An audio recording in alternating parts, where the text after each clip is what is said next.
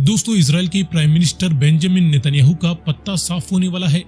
इनके खिलाफ इजराइल की ही जनता का हुजूम सड़कों पर उतर आया है, जो इनके इस्तीफे की मांग कर रहा है। वजह साफ है, ये इजराइल के लोगों की हिफाजत करने में नाकाम रहे। ये गाजा में हमास का सफाया करने में भी नाकाम रहे। इनके द्वारा गाजा में हमास के साथ शुरू की गई जंग में इजरायली फौज को भी भारी भरकम नुकसान उठाना पड़ा है, जितना इन्हें आज तक किसी भी जंग के दौरान नहीं हुआ। हमास के साथ जंग में इजराइल की मिलिट्री स्ट्रेटजी पूरी तरह से नाकाम साबित हुई है। यही नहीं बल्कि इनकी खुफिया एजेंसी मोसाद, जो कि दुनिया की सबसे बेहतरीन खुफिया एजेंसी मानी जाती है, वह भी इजराइल में हमास के हमले को भांपने में नाकाम रही। इजरायली फौज के वरिष्ठ अधिकारियों द्वारा भी हमास के साथ जंग में होने वाले नुकसान का सही आकलन नहीं लगाया जा सका, जिसके चलते इजराइल को गाजा में अनुमान से भी कहीं ज्यादा नुकसान झेलना पड़ा है। इजराइल ने हमास का सफाया करने के लिए गाजा में अपने करीबन 300 से 400 मरकाबा बैटल टैंक्स और सैकड़ों बख्तरबंद गाड़ियों को अपने हजारों सोल्जर्स के साथ जंग के लिए भेजा था।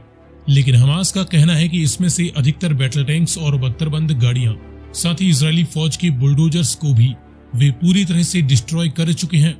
और इजराइल भले ही अपनी मीडिया में आंकड़े कम दिखा रहा है, लेकिन महज कुछ दर्जन इजरायली टैंक्स ही गाजा से वापस सुरक्षित लौट पाए हैं।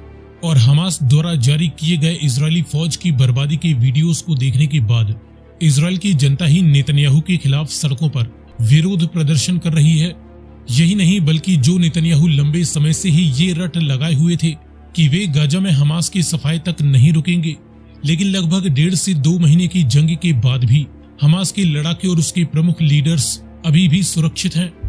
और इजराइल को मजबूर होकर हमास की शर्तों पर ही सीज फायर को मानते हुए एक दूसरे के कैदियों को रिहा करना पड़ रहा है, जिसमें इजराइल अपने 50 के बदले करीबन 150 या इससे भी ज्यादा फिलिस्तीनी कैदियों को रिहा कर रहा है। ये स्पष्ट तौर पर इस बात की ओर इशारा करता है कि 1967 में 6 दिन में 6 देशों को जंग में हराने वाले इजराइल को इस बार गाजा में हमास और उसे सपोर्ट करने वाले लेबनान के हिजबुल्लाह और यमन के हूती रिबल्स ने मिलकर इस जंग में धूल चटा दी है।